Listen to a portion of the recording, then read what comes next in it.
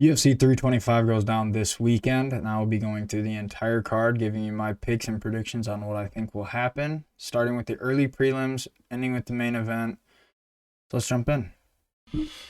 Okay, and now to kick off the card, we have 4 fights of the road to the UFC finals. So first we have the flyweight finale between Aaron Tal and Namsrai Batbayar. This is an interesting fight because Aaron Tal, we saw him on the Contender Series before. He lost to a pretty solid contender coming into the UFC. He's on, I think, 2-fight win streak in the UFC right now. But he is down at flyweight here. He did fight at 135 in the Contender Series. He was small for that division, so it is nice to kind of see him come to himself in the 125 division. But when it comes down to this fight, it's going to be a good fight. I really do think so. It's really going to depend on when Batbayar starts shooting takedowns, I think. If he can kind of implement that early, I think that will give Aaron Tal some trouble. But when it comes to being on the feet, I'm leaning everything towards Aaron Tal here. But the scary thing with this fight is they both keep their hands relatively low, which, I mean, it is 125, so... But Aaron Tal, he does carry power for the division, so... Going to be interesting on how that's going to go. Well, Namsrai, he has good chokes, solid grappling, but I think Aaron Tal on the feet's just going to be a little too much if he can implement his takedown defense early, kind of shuck off a couple takedowns early, get that through Batbayar's head that this isn't going to be a way getting through this fight. So I'm going to take Aaron Tal in this, but again, with these finale fights, it is tough business calling out who's going to win. We have little to no tape on some of them, but Aaron Tal, I feel like I'm pretty confident in him. Moving on, we have Sulangrangbo versus Lawrence Lui. These names on this card kill me.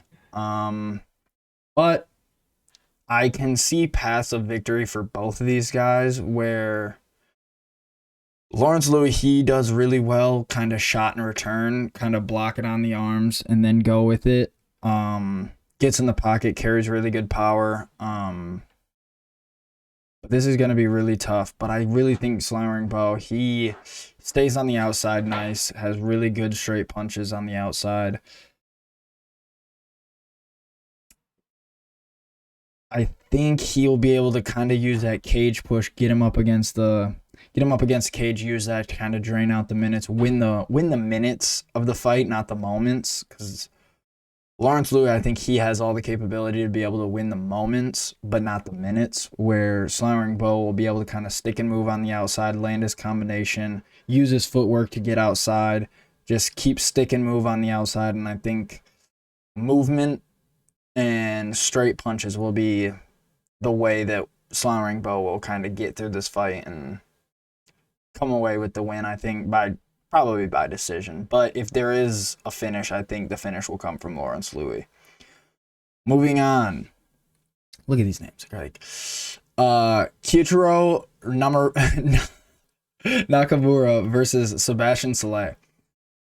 Height difference is glaring, obviously. But Sebastian, he trains at CKB. He trains with Volkanovski, so he's in a gym where he's learning from people who are constantly fighting up in the height department. Where Nakamura, kind of casual with this guy. I'm not gonna lie. He starts really fast. He's got good power. He's durable. But I think Sebastian Szalay, he's just extremely well-rounded. He closes the space very well. He uses feints very intelligently. And when people, especially like Nakamura, they'll throw like one big power punch, he'll kind of use that.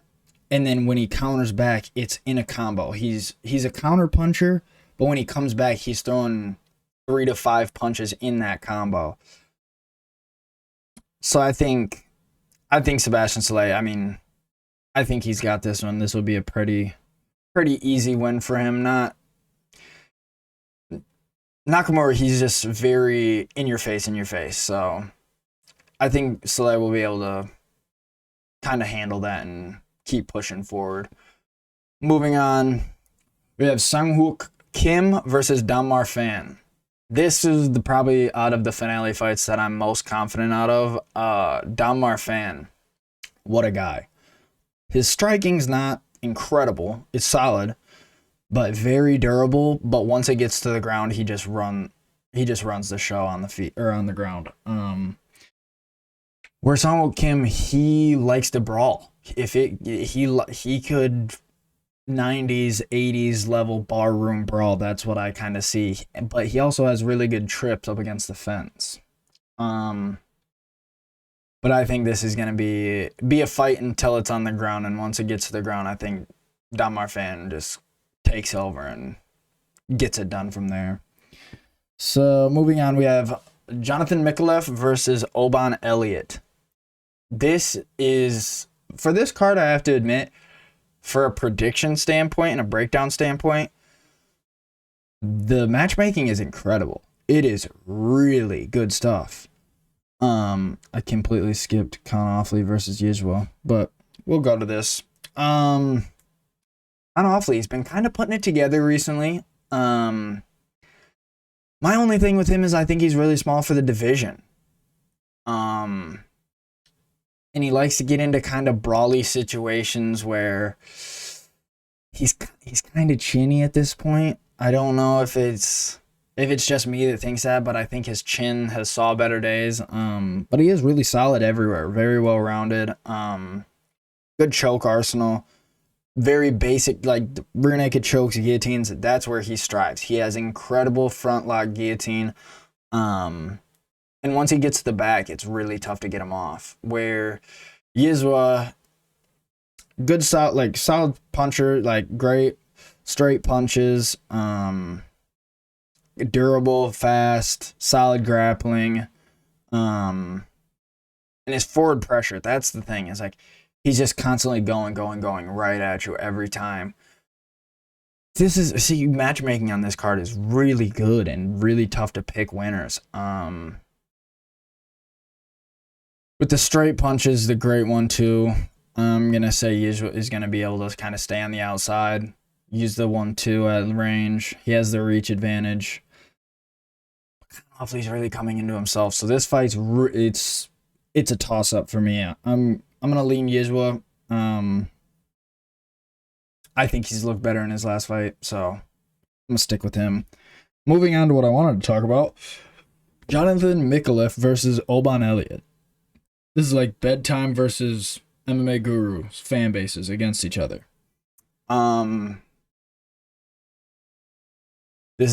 Matchmaking is so good on this card. Micallef, he's extremely well-rounded, great fighter. His stand-up defense isn't the best, and we haven't saw him fight kind of the next step up. He's very fresh, 8-1. But Oban, on the other hand, we did just see he looked great in his career up until his last fight. I think it was Seokyeon-ko, but he's great. Oban's really good, durable, fast, has power. And with both of these guys, their grappling, it's pretty interesting to kind of look at, where Oban, he kind of uses his, not as a counter, but like as his opponents are striking, that's when, like, once they throw that 2 and they're kind of overextended on that 2, that's when he'll shoot his takedowns. Where Micallef, he'll kind of punch his way into the takedown. So he'll throw 3-piece combination and then get on the hips. So I think that makes it really interesting in the grappling aspect, but I think this will mainly be a stand-up fight. Micallef throws extremely good kicks, throws them to all 3 levels, throws them to the legs very well, body kicks, and he'll get the head kick up there. I think this fight will probably go to a decision. If I had to bet on one thing in this fight, it would be a decision over a winner, but I'm going to lean Jonathan Micallef. I think we need to get some of these Australia boys winning. But yeah, I'm going to take Jonathan. I think it's not a safe bet by any means. I would not put money anywhere near this other than probably it going the distance. But yeah, super excited for these fights. This is a sick fight. Not the biggest name-worthy card, but, you know, for the people that know the people, it's a pretty interesting fight.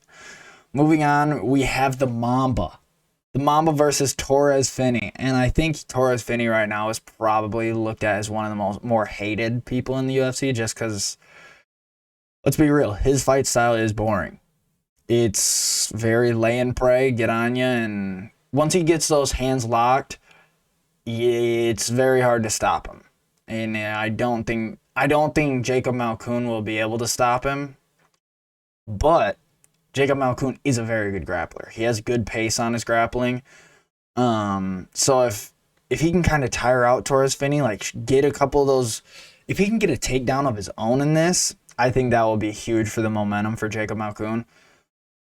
But I don't see it happening as much. Where for Torrez Finney, his grappling kind of goes into his striking, where that big open takedown that he's coming for, the same motion is his big overhand that he can throw. And I think, I mean, for him, his grappling's incredible. So the only thing really that he needs to work on is his striking and his fight IQ, which is crazy. Like, oh, obviously, no shit. But Jacob Malkoun had a really close fight with Brendan Allen back in, I think, 22. But he's been off for a while, had a couple injuries. Torrez Finney's been pretty solidly active. But we could see Torrez Finney with a win here.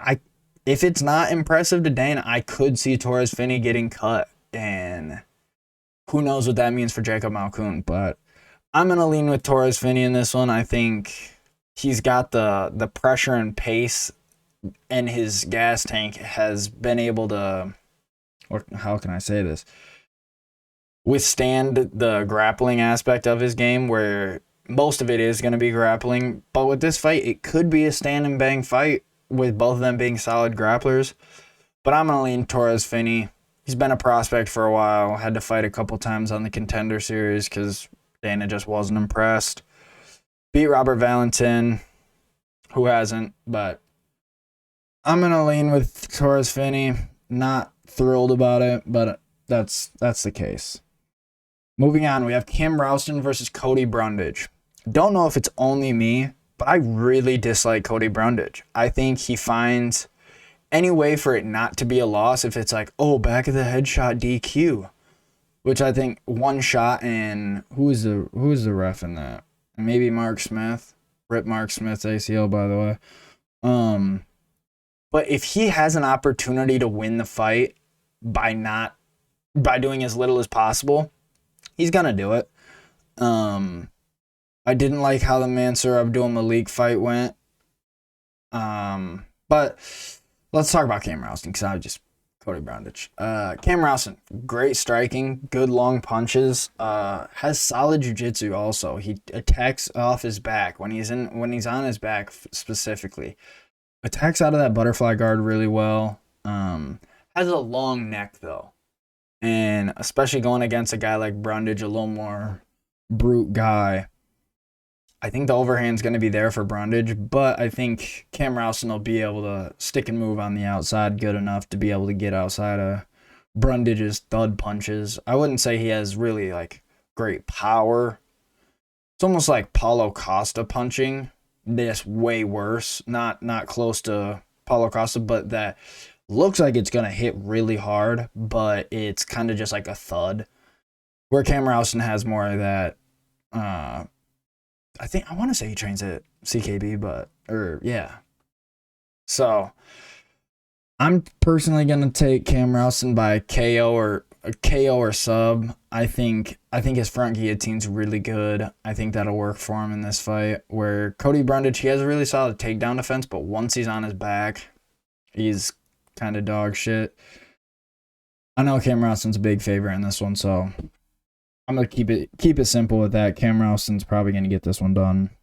Now for the main event of the prelims, Billy Elekana versus Junior Tafa. I don't know why people don't like Billy Elekana. I think stepped up on his debut fight, fought Bogdan Guskov, and put him in a funky situation in the first 2 minutes of that fight. And obviously, I think he came in on 2 weeks' notice, gassed out in the second, and got TKO'd by Bogdan. Bogdan's great. That's the only person he's lost to. He's been good on the outside. I think, who is it? Ebo Aslan. I think not great opponents. But Junior Tafa hasn't beaten anyone good, and his grappling there's literally nothing there. There's no grappling that Junior Tafa has. Once it gets to the ground, like, you saw what Walter Walker did. Obviously, Walter Walker, he's getting good. He's progressing fast. Well, we don't know if he's progressing fast. It's just heavyweights don't know how to defend ankle submissions and knee submissions. But nonetheless, I'm just kind of tired of these, not Samoan, like Pacific Islander guys, like the Chiu guys. They're heavyweights. And now, obviously, Junior Tafa's down to light heavyweight. Seems to be taking his career a little more serious. Seems to be trying to have an actual physique to fight. He has a good stand-up, great power, obviously. I think he fought Glory kickboxing for a little while. But it's literally on the ground. There's nothing there. Where Billy Elekana, he's a complete mixed martial artist. He can stand on the feet, and he's solid on the feet. Sticks and move on the outside very well. He uses his range. Where Junior Tafa, he kind of depends on that big punch to land. Where I think Billy Elekana, once it gets to the ground, I think he's going to have a field day by submission. I think he gets it done by submission pretty easily. First or second round. I don't even know if Junior Tafa's, like, if he's gone to a decision, that would surprise me. Because outside of the first and second round, if he can't find that KO, I feel like he just gives up. So, I'm taking Billy Elekana by submission. Do with that as you may. On to the main card. The freaking boy. Quillian Salkild versus Jamie Mullarkey. Now, this is a different opponent than he was supposed to have. He was supposed to have Rongju. But Jamie Mullarkey stepping up. He wants to fight the fellow Australian. I like it. I don't like the matchup for Jamie Mullarkey, though. Quillian Salkild is on a tear. And we're kind of in this like bit where, yes, he one-punch KO'd Anshul Jabli, and he head kick KO'd Namsrai hack press. Hack press is great. He's a great fighter. But I don't think people watch that Ashmo's fight enough. He has incredible takedowns, like very good entries on the hips, and I don't think he's going to really need to implement that in this, but I think if he goes out there, gets a takedown early in round one, and then kind of lets Jamie Mullarkey get back to his feet, I think that's going to open up the striking a lot for him. He uses his punches, and I love Quillian Salkild. One day I will have an interview with Quillian Salkild. But I think his only loss was like his first fight, split decision loss. Where Jamie Mullarkey, he's gotten beat in pretty much every way you can inside the UFC. He got knocked out by Volkanovski, who's the main event, which I think is kind of cool. But yeah, odds are crazy for Quillian, obviously, in this fight, so don't put any money near this. But yeah, I'm taking Quillian Salkild by any way he wants. Moving on. TTTT. Tuivasa versus Tallison Teixiera. This is a tough one. Because, honestly, we don't know anything about either guy. Like, when was the last time? We haven't saw Tuivasa in so long. And the things that we have saw from him is him being morbidly obese outside of the UFC. Where Tallison Teixiera, very athletic, throws good kicks. I didn't know he was 26. That's kind of crazy. But we've only saw like very little tape on the outside of the UFC. He's 1-1 in the UFC. Actually knocked out Justin Tafa, Junior Tafa's older brother, in like 30 seconds, like 45 seconds. Crazy. But then he got chinned by Derek Lewis. So you really have no idea where he stands, because he does get hit on the feet, where if you get hit by Tuivasa, that's no good. He hits very hard. He has good striking. But everywhere else is nothing. It's these guys, these Pacific Islander, Australian guys. If you're not like, look at his physique. You're, 6'2", all of 265. When you get out of fight, you're well over 300 pounds. Your physique, brother, you should not be anything above 205, probably. Let's be real. So I just can't stand guys that don't not take their career seriously, but when it comes to your physique, I think that's a huge part of what goes into it. I think Tallison Teixiera is a big favorite in this one, like minus 300 something, which, yeah, they have to do something. Like, if it was close, everyone would put money on, because he should win. When you look at him, he should win. He's been more active. We haven't saw Tuivasa in the octagon in like 2 years. And what we have saw from him, he's just big and fat now, which really sucks because he was at one time really fun to watch. So I'm taking Tallison Teixiera. I think he probably gets the KO first or second round. Uses his length, uses those body kicks well. Yeah, I think he'll be able to get this one done. Moving on. This is like striker's delight. Rafael Fiziev versus Mauricio Rufy. This is tough to say because I really do like Mauricio Rufy, and it's just in his last fight, Benoit has great grappling, and Mauricio Rufy showed once he's on his back, he struggles to get off his back. Where Fiziev isn't necessarily the wrestling first fighter, but I think in this fight he definitely could use his wrestling to his advantage.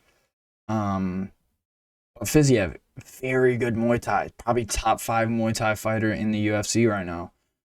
Very sharp punches, kicks very well. But Mauricio Rufy, I think he does that better.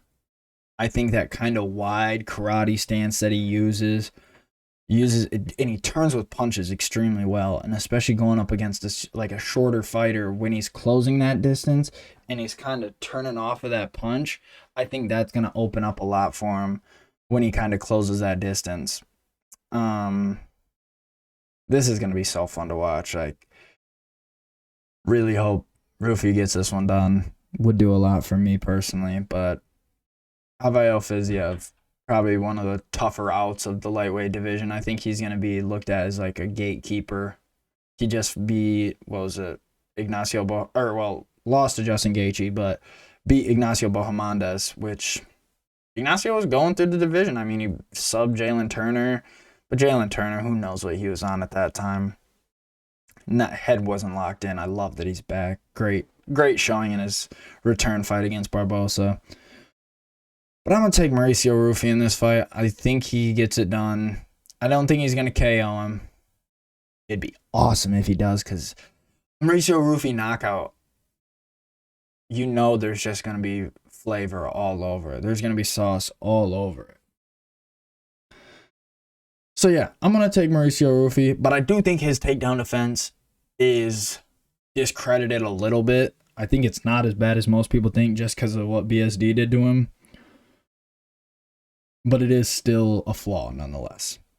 So I'm taking Mauricio Rufy. Moving on to the co-main, Dan Hooker, the old leather boot, versus Benoit Saint Denis.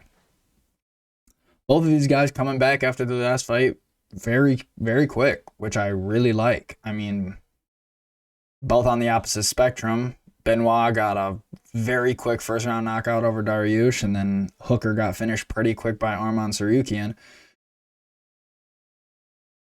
I think this will be Benoit's fight to win, but also his fight to lose on the same, like, if the longer he keeps this fight standing, the longer he can't get Hooker down to the ground, that's where he's going to be losing. Where for Hooker, his stand-up is better, but not crazy better. He uses his kicks very well. Both, like, Benoit's body kick is crazy good. Where Hooker, he just kind of mixes it up very well.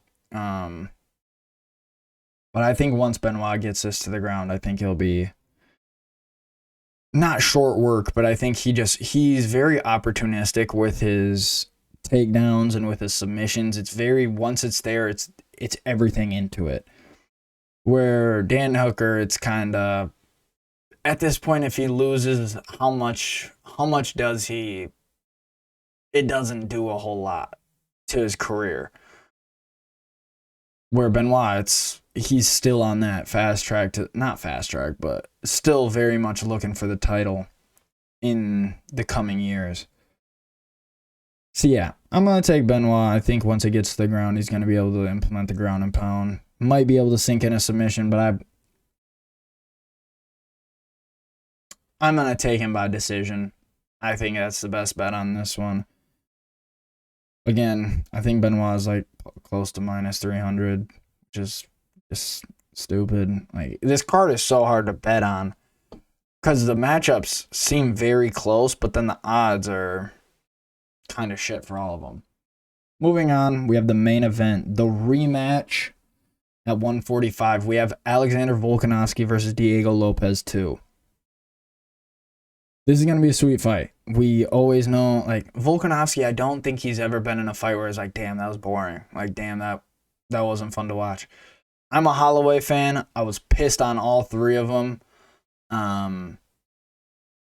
Sucks to watch that happen, but Volk he's Volk at this point. Everyone knows what he does. The only thing is, his chin might not be there.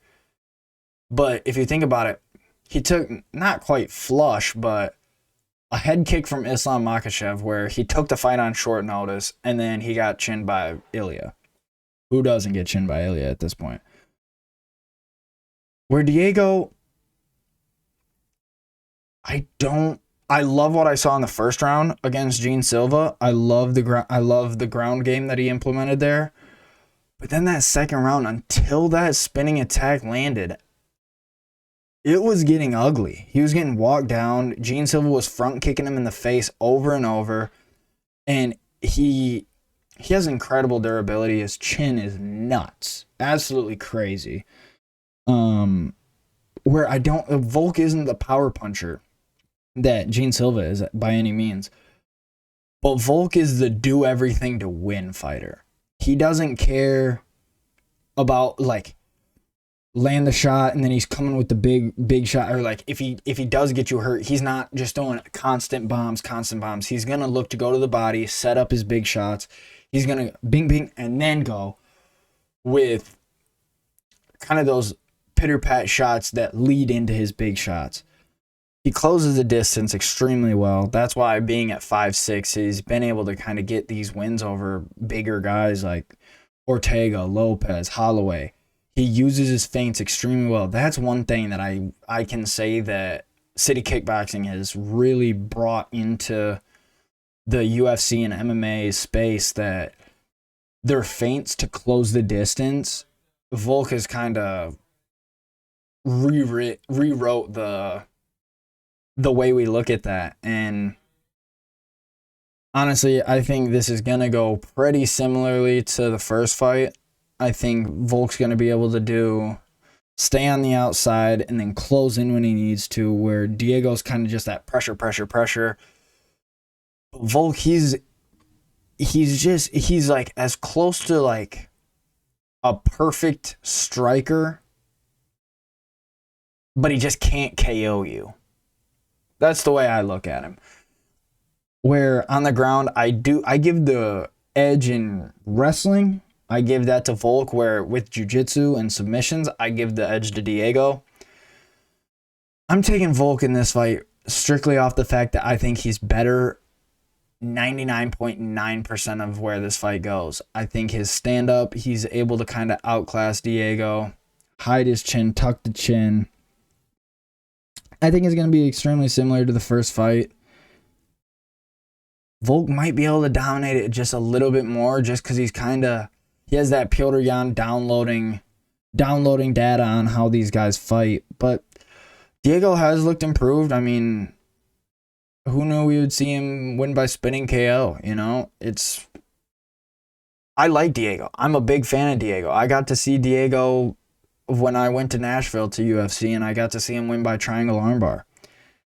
It's awesome. I love the guy. I think his fight style's sick. It's just, if he was fighting anyone other than Volk in this division right now, I think if he fights Movsar, I think he wins. I think if he fights Lerone, I think he wins. I think if he fought Gene Silva, I think that'd be who knows. But I'm gonna take Volk. I hope he retires. I want him to retire, but who knows? but I really hope he does. It'd just be a perfect way to cap off your career. Diego Lopes, his time's coming. And the thing is with Diego Lopes, if he does lose in this one, I don't think they're going to give him Volk 3. I don't think they're going to give him that Holloway. I mean, obviously Holloway in between those fights was going out and getting great wins, but yeah, I don't see Diego being able to get the finish on the feet, and I don't think Volk's going to be able to get finished on the ground. So I'm going to take Volk. I think his feints, his body kicks, and he just when they're just standing, he uses his front kick or his front leg as a leg kick very well, and it's not many people throw that. So I think those are going to be keys for him to be able to kind of lock this one in and get the win, possibly move into that top three spot all time. I don't know. I think you got to keep him behind Islam wherever he is. So be that as it may, those are my predictions. That's what I think's going to happen. Join the Telegram. I'm going to throw it in the description. But yeah, like, comment, subscribe. Appreciate it. Join the fam. Peace out.